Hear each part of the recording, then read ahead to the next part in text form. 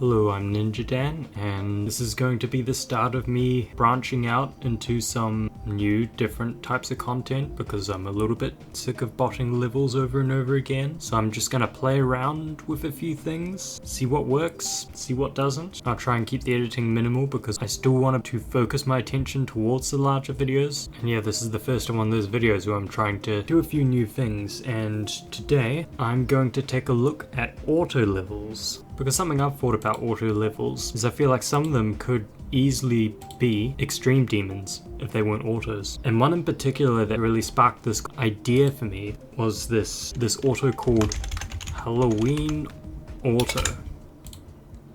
This one is more of an insane demon, so it wouldn't really count. But this is a good example of what I mean. Here we've got basically an open ship section, which is directed through the help of invisible blocks, etc.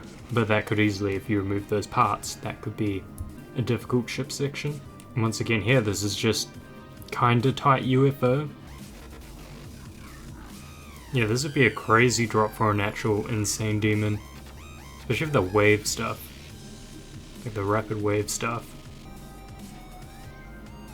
So that's the main idea of this video. I'm going to go through and show what autos I reckon would work best if they were turned into extreme demons out of all these rated autos here. Well, actually more like the first 4 pages that I looked through. Firstly, we're going to take a look at Auto Neon Shine. This one's a bit wacky, and there's a lot to be adapted because, yeah, look at this.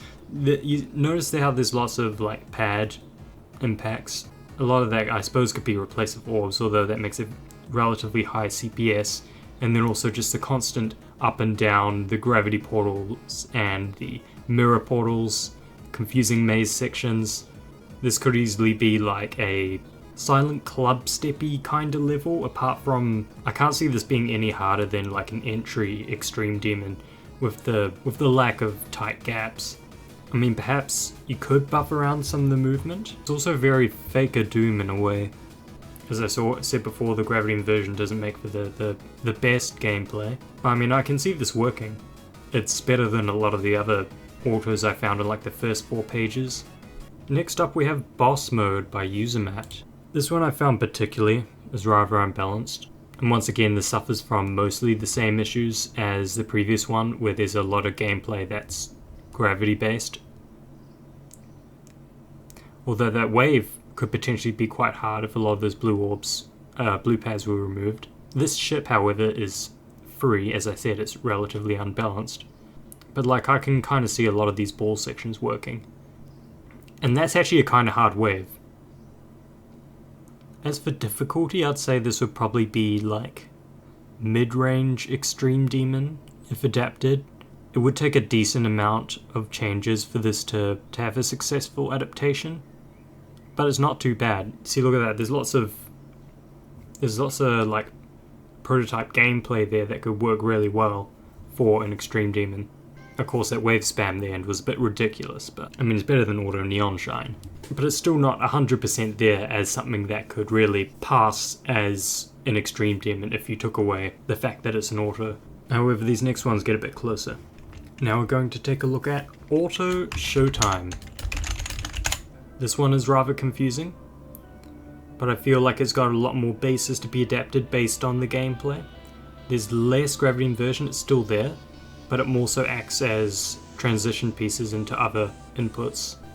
The gaps are a bit wider in some places, but it's also very confusing, very memory based, as you know, much as these older levels are. I can see this being like Ice Carbon Diablo X difficulty. Some of these cube sections are actually kind of tight. These next 2 levels do pretty much function if you remove all the auto pads and stuff. They would work as an extreme demon pretty much. First of these is Auto Illusion. Okay, this one is a bit more adaptation, but take away the pads and this cube movement. This is a memory section with orbs. That's what this is. And here again, this could be, once again, another memory section. This could be a memory demon. And here's a 9 circles wave, basically. Like, I wouldn't say it's a 9 circles level, but it certainly got that style. And then once again we have, I guess, another memory section. It could be invisible saws, invisible objects, etc. And I actually kind of like this ball gameplay. This is actually really cool. There's no spikes in here, but you have to avoid the blocks and the way everything's structured. This, once again, another memory section. I do have to say, compared to the others, there's a lot more to be interpreted there, but it is closer to the overall idea, although none of these are even like scratch the surface on what compares to Halloween Step at the moment. But this final one is so convincing that there's even an ILL level that exists that is literally this level but not in auto, and that's challenge mode. In fact, on the ILL, this is a little bit harder than Tidal Wave, which I'm not sure how true that is now. I think Tidal Wave is harder than this, but still, like, look very closely on those first blocks at the start. There's literally a blue orb here, and there's a blue orb here. You see it? This is probably meant to be like a ridiculously hard demon, but they realized there was no chance that they were going to be able to verify it, and they just turned their idea into an auto. This could have literally have been an extreme demon, like an old impossible level. Anyway, I'll let the rest play out. Yeah, look at that gameplay. The cube moves mostly naturally.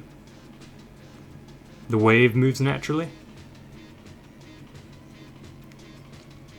Pretty much all these game modes move naturally. I'm not so sure about the UFO, but it's also just incredibly tight.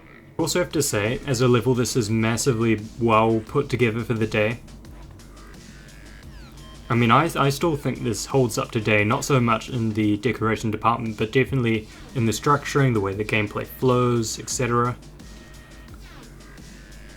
I think this could be awesome as an extreme demon. So yeah, that is 5 autos that I think could potentially function as extreme demons if they weren't autos.